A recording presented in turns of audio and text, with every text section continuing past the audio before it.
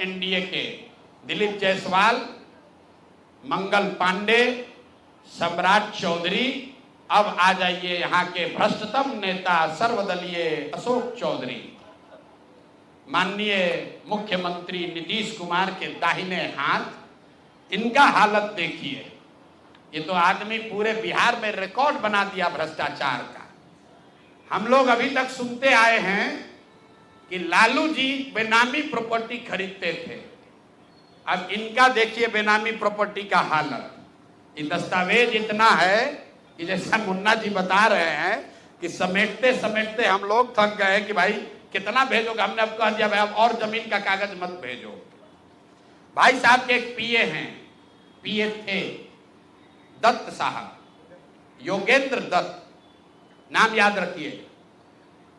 अशोक चौधरी के पीए योगेंद्र दत्त 2019 में, जरा कागज निकाल, 2019 में अशोक चौधरी जी ने 34 लाख रुपया में योगेंद्र दत्त के नाम पर विक्रम में 1 एकड़ जमीन, करीब करीब 1 एकड़ जमीन, 0.7 एकड़, 23 कट्ठा जमीन इन्होंने खरीदा।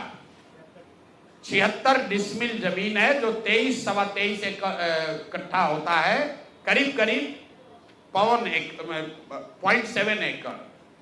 विक्रम में 34 लाख में जमीन खरीदा गया योगेंद्र दत्त के नाम पर, जो उस समय अशोक चौधरी के पीए थे। अब सुनिए इसमें कहानी।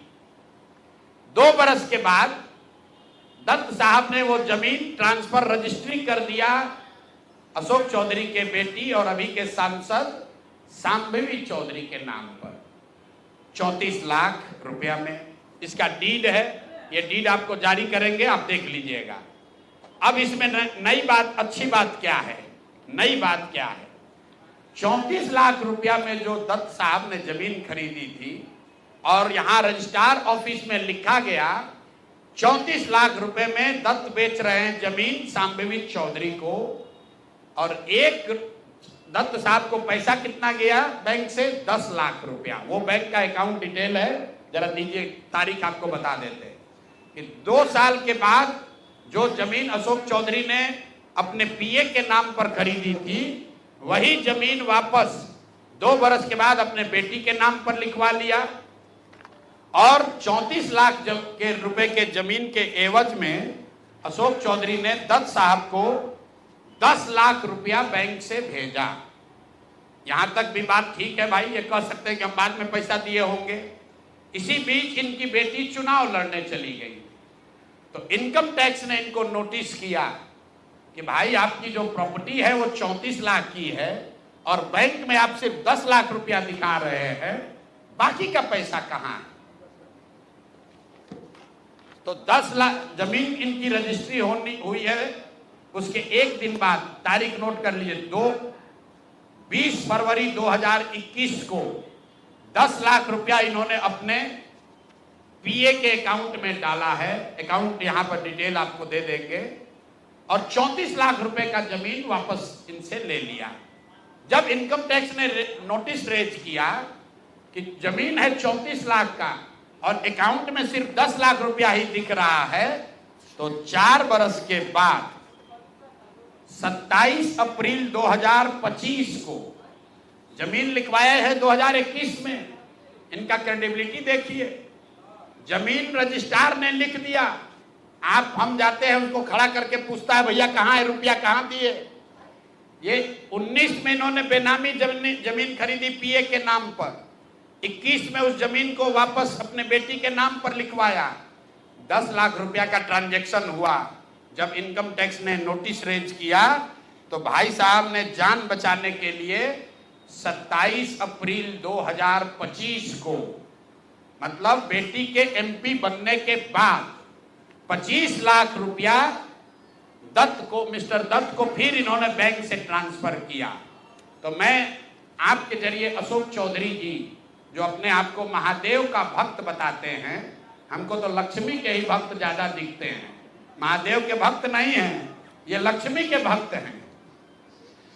अगर आपने 34 लाख रुपए की जमीन अपने पीए से अपने बेटी के नाम पर खरीदी तो उसका भुगतान क्यों नहीं किया? 10 लाख ही क्यों भुगतान किया? और अगर आप कहते हैं कि 10 लाख ही भुगतान तय हुआ था, तो फिर बाद में 25 लाख रुपया 3 बरस के बाद इनकम टैक्स के नोटिस आने के बाद क्यों किया?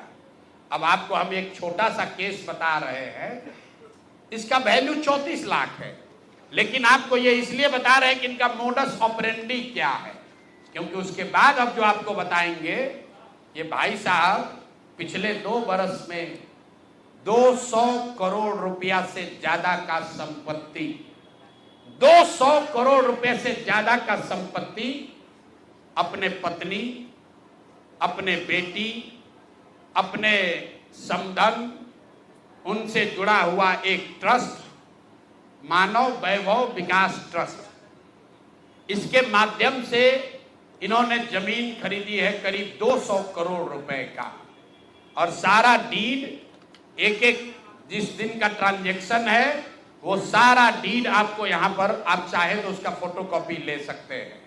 मैं एक बात क्लियर कर लूं, यहां जो मानव वैभव विकास ट्रस्ट है, हमारे पास उसके खिलाफ सबूत नहीं है। हम ये बता रहे हैं कि जब इनकी बेटी का एंगेजमेंट हुआ है, उसके बाद से अचानक से मानव विकास वैभव ट्रस्ट जो है, जो कुणाल साहब के परिवार से जुड़ा हुआ ट्रस्ट है, और उसमें यहाँ के बड़े कुछ पदाधिकारी भी हैं, जियालाल आर्य बहुत ईमानदार व्यक्ति हैं, वो भी ट्रस्टी हैं। तो मैं आपके जरिए उनसे भी आग्रह करूंगा कि सर, आप तो जीवन भर ईमानदारी के लिए आपका नाम हम लोग जानते हैं, ये बताएं कि आपके ये न्यास के माध्यम से सैकड़ों करोड़ रुपए की जमीन कहां से खरीदी जा रही है, ये पैसा कहां से आ रहा है, ये पैसा कहां से आ रहा है? क्योंकि इस ट्रस्ट के ट्रस्टी जो कुणाल साहब की पत्नी हैं, उनके बेटे हैं, इनमें और अशोक चौधरी के पत्नी के बीच में डेली का बैंकिंग ट्रांजैक्शन का रिकॉर्ड हम लोग के पास है। तो मैं अभी सिर्फ इतना ही आपको बता रहा हूं कि पिछले 2 वर्षों में जब अशोक चौधरी की बेटी की सगाई हो गई, तो सगाई से शादी के बीच में 38 करोड़ रुपए की जमीन पटना में खरीदी गई है। टोटल 38 करोड़ 44 लाख 40 हजार इतने रुपए का तो चेक से पेमेंट हुआ है। चेक से पेमेंट हुआ है 38 करोड़ 44 लाख 40 हजार। 12/5/2022 को पहली जमीन ली गई 23 करोड़ 40 लाख 30 हजार में। 12/5/2022 को एक दूसरी जमीन ली गई जिसकी कीमत है 8 करोड़ 89 लाख 70 हजार। 8 दिन के बाद 20 मई 2022 को फिर एक तीसरी जमीन ली गई जिसका वैल्यू है 3 करोड़ 44 लाख 41 हजार। फिर 2 महीने के बाद 14 अप्रैल 2022 को जमीन खरीदी गई 7 करोड़ 20 लाख का। फिर 4 दिन के बाद 18 जुलाई 2022 को जमीन खरीदा गया 15 करोड़ 50 लाख का। और ये सारी जमीन इंगेजमेंट और शादी के बीच के डेट है, उतना ही आपको बता रहे हैं।